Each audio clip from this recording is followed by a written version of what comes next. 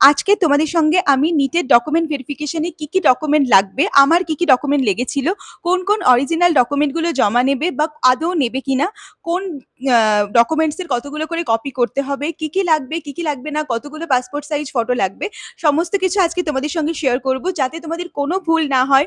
এবং ওই মোমেন্টে আমি জানি তোমরা কতটা চাপে আছো, বিকজ যে কোনো নিট অ্যাসপিরেন্টের লাইফে যারা কাউন্সিলিংয়ে পার্টিসিপেট করছে তাদের জন্য ডকুমেন্ট ভেরিফিকেশনটা বিশাল বড় একটা জিনিস। তো আমার ক্ষেত্রে আমার ডকুমেন্ট ভেরিফিকেশন এসএসকেএম এ হয়েছিল। তো আমার ক্ষেত্রে কি প্রসিডিওর ফলো হয়েছিল, কিভাবে হয়েছিল সেটা ডিটেইল ভিডিও আমার চ্যানেলে আছে, তোমরা দেখতে পারো। যদিও সেটা 2022 সালের ভিডিও, আমি ডেসক্রিপশন বক্সে লিংক দিয়ে দেবো, দেখতে পারো তোমরা। বাট এখন আমি এটা শেয়ার করব যে আমার কি জিনিস লেগেছিল এবং তোমাদের কোন জিনিসগুলো রেডি রাখবে, কারণ অলরেডি তো তোমার শুরু হয়ে গেছে কাউন্সিলিং প্রসিডিওর, তোমরা সবাই করছো কাউন্সিলিং এর ফর্ম ফিল আপ। তো চলো উইদাউট এনি ফার্দার ডিলে ভিডিওটা স্টার্ট করি। আজকের ভিডিওটা তোমাদের জন্য খুব হেল্পফুল হতে চলেছে। সো একদম প্রথমে আমি নিট নিয়ে দুটো ডকুমেন্টের কথা বলবো। একটা হচ্ছে ডমিসাইল সার্টিফিকেট, আর একটা হচ্ছে মেডিকেল সার্টিফিকেট, যেটার প্রোফার্মা অলরেডি কালকে আপলোড করে দেওয়া হয়েছে যে WBMCC যে অফিসিয়াল ওয়েবসাইট ওখানে।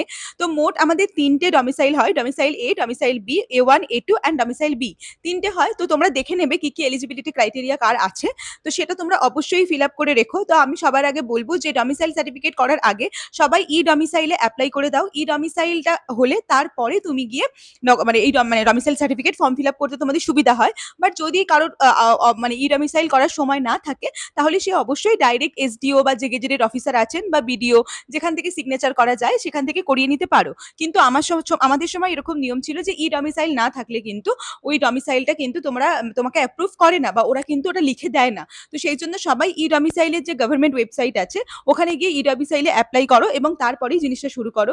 ওটা আসতে এক সপ্তাহের মতো টাইম লাগবে এবং তারপরে তোমরা ওই ই ডমিসাইলটা নিয়ে গেলে গেজেটেড অফিসারদের কাছে, বা যে লিস্টটা দেওয়া আছে সেই লিস্টের আমি এখানে মেনশন করে দেবো যদি পারি, তো এনাদের কাছে নিয়ে গেলে এনারা ওই প্রোফার্মাতে ফিল আপ করে তোমাকে সিগনেচার করে স্ট্যাম্প মেরে দেবে। এটা হলো ডমিসাইলের ব্যাপার।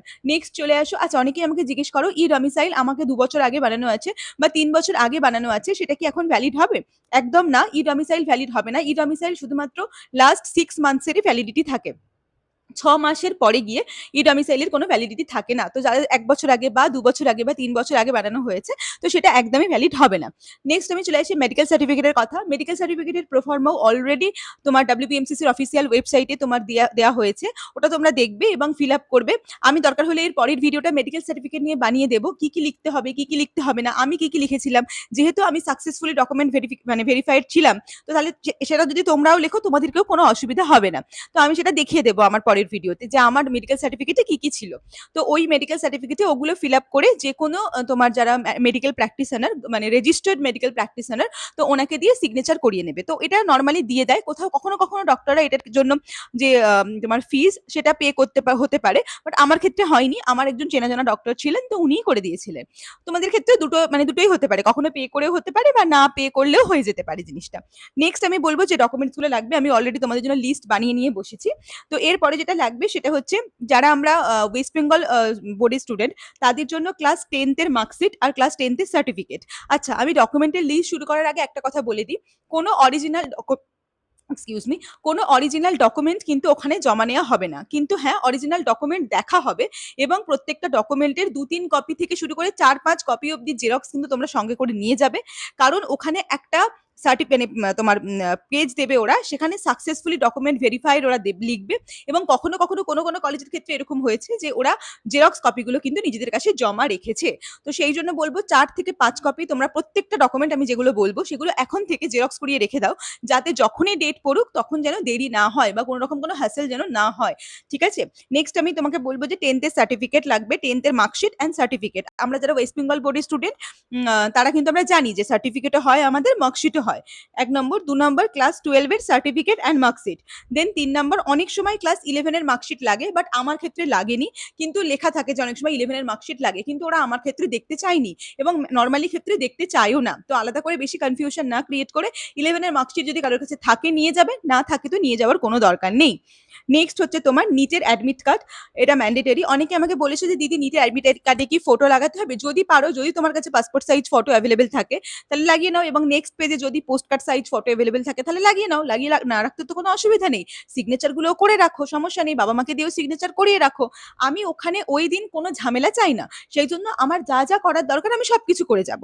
নেক্সট আমি যেটা বলবো সেটা হচ্ছে নিটের যে কনফার্মেশন পেজ, যেটা মানে যেটা হচ্ছে তোমার যখন ফর্ম ফিল আপ করেছিলে সেটা যদি থাকে সঙ্গে করে নিয়ে যাও। সো নিটের কনফার্মেশন পেজটা সঙ্গে করে নিয়ে যাবে। নেক্সট হচ্ছে আমি যেটা বলবো সেটা হচ্ছে নিটের স্কোর কার্ড, মানে নিটের যে রেজাল্টটা সেটাই তোমার অরিজিনাল বা জেরক্স বলে কিছু হয় না, ওটা যদি তুমি প্রিন্ট আউট করে নিতে পারো, কালার প্রিন্ট করাতে চাইলে কালার করতে পারো, বা ব্ল্যাক অ্যান্ড হোয়াইট প্রিন্ট করাতে চাইলে ব্ল্যাক অ্যান্ড হোয়াইট প্রিন্ট করতে পারো, তো ওটা নিয়ে তোমরা যেতে পারো, তো অসুবিধা নেই। ওটারও কিন্তু 3-4টে কপি করে জেরক্স করে নিয়ে যাও। নিয়ে চলে আসো ক্যাটাগরি সার্টিফিকেট। যারা জেনারেল তাদের তো কোনো ক্যাটাগরি সার্টিফিকেট লাগবে না, কিন্তু এসসি বা ST, OBC, NCL, EWS and PWD এই কটার সার্টিফিকেট এবং আপডেটেড সার্টিফিকেট যেন তোমাদের কাছে থাকে। আমি অনেকের ক্ষেত্রে দেখেছি আমার ভেরিফিকেশনের সময় আপডেটেড ইডাব্লিউএস না থাকার জন্য, আপডেটেড ওবিসি না থাকার জন্য তাদের কিন্তু পুরো জেনারেল হিসেবে ট্রিট করা হয়েছে, এবং ওই দিনই ট্রিট করা হয়েছে, ঠিক আছে, এবং ওটা বলে দিয়েছিল আমাদের যখন ডকুমেন্ট ভেরিফিকেশনের জন্য আমরা সবাই যখন বসেছিলাম এসএসকেএম এর অডিটোরিয়ামের ভেতরে, ওখানকার প্রিন্সিপাল এসে বলে দিয়েছিলেন যে যদি কারোর এরকম দেখা যায় যে তোমার ডেট পেরিয়ে গেছে বা ইনভ্যালিড হয়ে গেছে, তাহলে কিন্তু আমরা তাদেরকে একদম জেনারেল হিসেবে ট্রিট করব, সেখানে কিন্তু কোনো রকম কোনো কথা আমরা শুনবো না, সেটা অ্যাসপিরেন্টস হোক বা অ্যাসপিরেন্টের বাড়ির লোকের হোক, ঠিক আছে। নেক্সট হচ্ছে 7 to 8 পাসপোর্ট সাইজ ফটোগ্রাফ নিজের সঙ্গে অবশ্যই নিয়ে যাবে, কারণ কখন লাগবে কোথায় লাগবে জানি না, বাট নিয়ে যাবে। নেক্সট হচ্ছে আইডেন্টিটি প্রুফ, ভোটার কার্ড, আধার কার্ড, অবশ্যই যদি ভোটার কার্ড না থাকে বা ভোটার কার্ড থাকবে আশা করছি, তাহলে অবশ্যই আধার কার্ড, ভোটার কার্ড বা আধার কার্ড এই দুটো নিজের সঙ্গে করে ক্যারি করবে, এবং অবশ্যই উইথ জেরক্স কপি। নেক্সট হচ্ছে তোমার, অনেকেই আমাকে জিজ্ঞেস করেছো তোমরা যে তোমাদের হচ্ছে যে টিসি সার্টিফিকেট বা মাইগ্রেশন সার্টিফিকেট এগুলো লাগবে কিনা, নর্মালি এগুলো লাগে না, ঠিক আছে, ডকুমেন্ট ভেরিফিকেশনে। আচ্ছা, আমি একটা জিনিস একটু বলতে ভুলে গেছিলাম, তো ওটা আমি এখনই মেনশন করে দিচ্ছি। তোমরা আমাকে অনেকেই জিজ্ঞেস করো যে ক্যান্ডিডেট প্রোফাইল কি, বা হচ্ছে তোমার অ্যাকনলেজমেন্ট স্লিপ কি। তো এটা কিন্তু অ্যাকচুয়ালি যখন তুমি তোমার নিটের কাউন্সিলিং এর ফর্মটা ফিল আপ করবে, তখন ওখানে যে ফর্মটা ফিল আপ করছো ওটাকেই কিন্তু অ্যাকচুয়ালি ক্যান্ডিডেট প্রোফাইল বলে, অ্যান্ড ওটার সঙ্গেই তোমার অ্যাকনলেজমেন্ট স্লিপ থাকে। তো এটাকেই তুমি যদি প্রিন্ট আউট করে নিয়ে যাও, তাহলে এটাই তোমার candidate profile and acknowledgement slip হয়ে যাবে। তো এটা কিন্তু অবশ্যই সবাই ক্যারি করো, কারণ এটা লাগবে কাউন্সিলিং এ, অনেক সময় লাগে, মানে ডকুমেন্ট ভেরিফিকেশনের জন্য। তো অবশ্যই এটা কিন্তু তোমরা সঙ্গে করে নিয়ে যেও। এগুলোর সঙ্গে আরো একটা জিনিস তোমাকে ক্যারি করতে হবে, সেটা হচ্ছে অ্যাজ আ বার্থ প্রুফ তুমি বার্থ সার্টিফিকেট ক্যারি করতে পারো, অথবা ক্লাস 10 এর যে অ্যাডমিট কার্ড সেটা কিন্তু নিজের সঙ্গে ক্যারি করতে পারো। অনেকে এটা আমাকে বলো যে বার্থ সার্টিফিকেট কি লাগবেই না, এরকম কোনো মানে নেই। দেখো, আমার যেটা প্রবলেম ছিল আমি বলছি, আমার বার্থ সার্টিফিকেটে নামের স্পেলিং না অন্য আছে, আমার নর্মালি নামের স্পেলিং DEBLEENA, বাট আমার বার্থ সার্টিফিকেটে আমার নামের স্পেলিং আছে DEBOLINA। তো এটাতে যাতে কোনো প্রবলেম না হয় সেই জন্য আমি কি করেছিলাম, আমি birth certificate as a age proof আমি কিন্তু দিইনি, ঠিক আছে। তো আমি অ্যাজ এ এজ প্রুফ দিয়েছিলাম তোমার ক্লাস 10th এর অ্যাডমিট কার্ড, ঠিক আছে। এটা ওরা চেয়েছিল, আমি এটা লাইক মেনশন করে দিলাম তোমাদেরকে, যে তোমরা কিন্তু চাইলে বার্থ সার্টিফিকেটও দেখাতে পারো, চাইলে হচ্ছে নিটের অ্যাডমিট কার্ডও দেখাতে পারো, sorry I am so sorry, নিটের না, ক্লাস 10th এর অ্যাডমিট কার্ডও দেখাতে পারো। সো হয় বার্থ সার্টিফিকেট অথবা ক্লাস 10th এর অ্যাডমিট কার্ড, এই দুটো এর মধ্যে যে কোনো একটা তোমরা অ্যাজ আ এজ প্রুফ ওখানে শো করতে পারো। কোনো ম্যান্ডেটারি এরকম ব্যাপার নেই যে বার্থ সার্টিফিকেটই দেখাতে হবে। আমি নিজে কিন্তু বার্থ সার্টিফিকেট দেখাইনি, আমি 10th এর যে অ্যাডমিট কার্ড ছিল ওটাই আমার এজ প্রুফ হিসেবে দেখিয়েছিলাম। নেক্সট আমি যেটা বলবো সেটা হচ্ছে, যখন তোমরা কাউন্সিলিং এর ফর্মটা ফিল আপ করছো, তখন কাউন্সিলিং এর যে তোমার ক্যাটাগরি, তোমার কাউন্সিলিং এর যে অ্যাসপিরেন্ট ফর্ম হয়, যেটা মানে যেটা তুমি ফিল আপ করছো, সেইটা কিন্তু নিজের সঙ্গে করে অবশ্যই নিয়ে যাবে। ওটা প্রিন্ট আউট করে বের করে নেবে, যখনই কাউন্সিলিং এর ফর্ম ফিল আপ করতে বসছো, যেই ফর্মটা ফিল আপ হচ্ছে ওটাকে প্রিন্ট আউট করে বের করবে, ওটা নিজের সঙ্গে নিয়ে যাবে। নেক্সট হচ্ছে পেমেন্ট স্লিপ, পে স্লিপ, যেটা পে করেছো, যেখানে পেমেন্ট ডিটেলস আছে, ওইটা কিন্তু নিজের সঙ্গে করে নিয়ে যেতে কেউ ভুলবে না, কারণ এইগুলো কিন্তু দেখতে চায়, ঠিক আছে। নেক্সট আমি যেটা বলবো সেটা হচ্ছে ইনকাম সার্টিফিকেট ওইভাবে লাগে না, কোথাও লাগেনি, আমাদের কখনো লাগবে না। নেক্সট হচ্ছে তোমার মেডিকেল সার্টিফিকেটের ব্যাপারে আমি বলে দিয়েছি, ডমিসাইল সার্টিফিকেট বলে দিয়েছি, মাইনরিটি সার্টিফিকেট ওটা হচ্ছে তোমার কাস্ট সার্টিফিকেটের মধ্যেই পড়ে যাচ্ছে। তো মোটামুটি এই কটাই হচ্ছে ডকুমেন্টস, এই কটা নিয়ে তুমি চলে গেলে হয়ে যাবে। এছাড়া আমি নিজে পার্সোনাল সেফটির জন্য কিছু ডকুমেন্টস ক্যারি করেছিলাম, সেটা হচ্ছে পেরেন্টসের, যে কোনো একটা পেরেন্টসের, যেই পেরেন্টস তোমার সঙ্গে যাচ্ছেন ওনার হচ্ছে আধার কার্ড বা ভোটার কার্ড নিজের সঙ্গে করে নিয়ে যেও, যদি কখনো কাজে লাগে, বাই চান্স কাজে লাগে না, বাট যদি কখনো কাজে লাগে যেন তোমাকে মানে ওই হ্যারাসমেন্টের মধ্যে না পড়তে হয়। এবার আমি প্রসিডিওরটা ছোট করে একটু বলে দিই। সকালবেলা আমার ডকুমেন্ট ভেরিফিকেশন শুরু হওয়ার কথা ছিল 11টা থেকে, আমরা সকালবেলা চলে গেছিলাম, কারণ প্রচন্ড এবং প্রচন্ডই লাইন পড়ে। আমার এসএসকেএম এ পড়েছিল, আমার বাড়ির অনেকটাই কাছে এসএসকেএম। তারপরেও আমি ওই 6:30 7টার দিকে চলে গিয়েছিলাম, ওখানে গিয়ে দেখলাম প্রচন্ড লাইন। আমার প্রচুর, আর আমার সেকেন্ড দিন ভেরিফিকেশন ছিল, ৩-৪ দিন ভেরিফিকেশন হয়, তো সেকেন্ড দিন ভেরিফিকেশন ছিল আমার। তো প্রচন্ড লাইন ছিল ওখানে। তো তারপরে আমার হচ্ছে তোমার এরকম হয়েছিল যে লাইনের তোমার দাঁড়াতে হয়েছিল আমাদের সবাইকে। তারপরে সবাইকে না একটা করে কুপন দেওয়া হয়েছিল। নিজের নাম এন্ট্রি করাতে হচ্ছিল এবং তারপরে সেখানে কুপন দেওয়া হচ্ছিল। একটা করে তোমার ওই নাম্বার, টোকেন নাম্বার একটা তোমাকে দেওয়া হচ্ছিল। তো আমার ৫০৭ বা ৫০২ এরকম একটা টোকেন নাম্বার ছিল। তো তারপরে তো ওরকম হয়েছিল। আমি তারপর টোকেনটা নিলাম। টোকেন নেওয়ার পরে যার টোকেন নেওয়া হয়ে যাচ্ছে, তার হচ্ছে তাকে এবং তার প্যারেন্টসকে হচ্ছে অডিটোরিয়ামের ভেতরে বসতে দেওয়া হয়েছিল। দেন ওখান থেকে বেরিয়ে আসার পর যখন সবার মোটামুটি ভেতরে ঢোকানো হয়ে গেল, তারপরে ওখানে প্রিন্সিপাল স্যার এসেছিলেন এবং ওখানে এসে উনি বলেছিলেন কি প্রসিডিওর, আমরা কি প্রসিডিওর এর মধ্যে দিয়ে যাব সেটা উনি করেছিলেন। তারপর যেটা হয়েছিল, আমাদের ওখান থেকে সবাইকে লাইন দিয়ে মানে একটা মানে ১০-১২ জন করে একটা গ্রুপ করে নিয়ে যাওয়া হচ্ছিল আরেকটা সেন্টারে, মানে একটা পাশের একটা বিল্ডিং এ যেখানে ডকুমেন্টটা ভেরিফিকেশন হচ্ছিল। সেখানে ৪ জন বা ৫ জন মানে ভেরিফিকেশন অফিসার বসেছিলেন। ঠিক আছে? একজন কম্পিউটার নিয়ে আর ৩ জন স্যার ম্যাম বসেছিলেন ডকুমেন্ট ভেরিফাই করার জন্য। তো আমরা ওখানে গেলাম এবং তার আগে দুটো লাইন ক্রিয়েট হয়। একটা হচ্ছে জেনারেল স্টুডেন্টদের লাইন, আর একটা হচ্ছে তোমার যাদের কোনো মানে ইডব্লিউএস নেই, কিছু নেই, নরমাল পিওর জেনারেল স্টুডেন্ট, তাদের জন্য একটা লাইন ক্রিয়েট হয়। আর একটা with all the caste certificate and all, এই বা ইডব্লিউএস সার্টিফিকেট এন্ড অল, এদের জন্য একটা আলাদা লাইন ক্রিয়েট হয়। তো জেনারেলদের শুরু হলো।